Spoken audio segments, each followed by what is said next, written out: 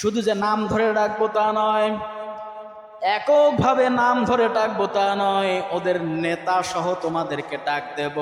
কি সহ ডাক দেবে? নেতা সহ ডাক দেব।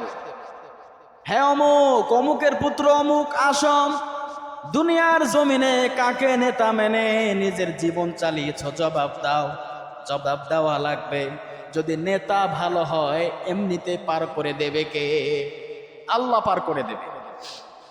এখন আমাদের নেতা অমুক তমুক না, দুনিয়াতে যত নেতা আছে সবার ভিতরে পাপ আছে না নাই? মানুষের ভিতরে পাপ আছে না নাই? এই যে বর্তমান যা আছেন ডক্টর ইউনূস বুকে হাত দিয়ে বলতে পারবে আমি জীবনে মিথ্যা কথা বলি নাই, জীবনে পাপ করি নাই, বলতে পারবে?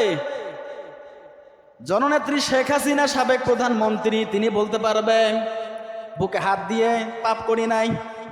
খালেদা জিয়া তিনি বলতে পারবেন। ডক্টর শফিকুর রহমান আমিরে জামাত তিনি বুকে হাত দিয়ে বলতে পারবেন আমি জীবনে পাপ করি নাই, মিথ্যা কথা বলি নাই, বলতে পারবে? এমন কোনো মানুষ নাই এই কথা সে বলতে পারে। কারণ পাপ গোনা মুক্ত শুধুমাত্র নবী এবং রাসূলগণ আর ফেরেশতারা।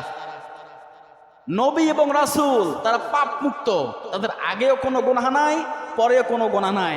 কিন্তু মানুষ হিসাবে আমরা যারা আছি, আদমের সন্তান হিসাবে যারা নবীদের উম্মত, আমাদের পাপ আছে, ঠিক কি না? পাপ আছে। আল্লাহ পাক এজন্য বলছেন এমন নেতাকে সিলেক্ট করো যে নেতা তোমাদের আদর্শ হিসেবে দুনিয়ার জমিনে থাকবে। আর আমরা এমন নেতা বানিয়েছি, নেতার ভিতরের খবর আপনি আমি তো জানি না। আমাদের নেতা একজন মুহাম্মদ রাসূলুল্লাহ, মুহাম্মদ রাসূলুল্লাহ সাল্লাল্লাহু আলাইহি ওয়াসাল্লাম 10 বছর কোরআন দিয়ে যেভাবে মদিনা শাসন করেছেন, তামাম পৃথিবী শাসন করেছেন, ওই সনদে, ওই নিয়মে, ওই একই কোরআন দিয়ে যে নেতা আমাদেরকে ডাক দিবে আমরা তাকে তার ডাকে সাড়া দেব। কথা বলেন ঠিক কিনা? ইয়াউমা ইয়ানাদউ কুল্লা উনাসিম বিইমামিহিম, ইমামিহিম, তোমাদের ইমামকে নিয়ে আসো। কে তোমাদের নেতা ছিল তাদেরকে নিয়ে আসো।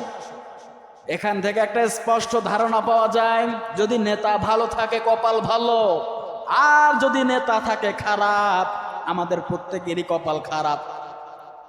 নেতা নির্বাচন করা তো সহজ নয়। আপনি নামের আগে ট্যাগ লাগিয়ে দিচ্ছেন অমুক নেতা তমুক নেতা, অমুক ভাই তমুক ভাই ফুলের মতো পবিত্র, অমুকের চরিত্র ফুলের মতো পবিত্র। এই কথা বলার আগে 100 বার ভাববেন কার বিরুদ্ধে, কার পক্ষে আপনি কি স্লোগান দিচ্ছেন।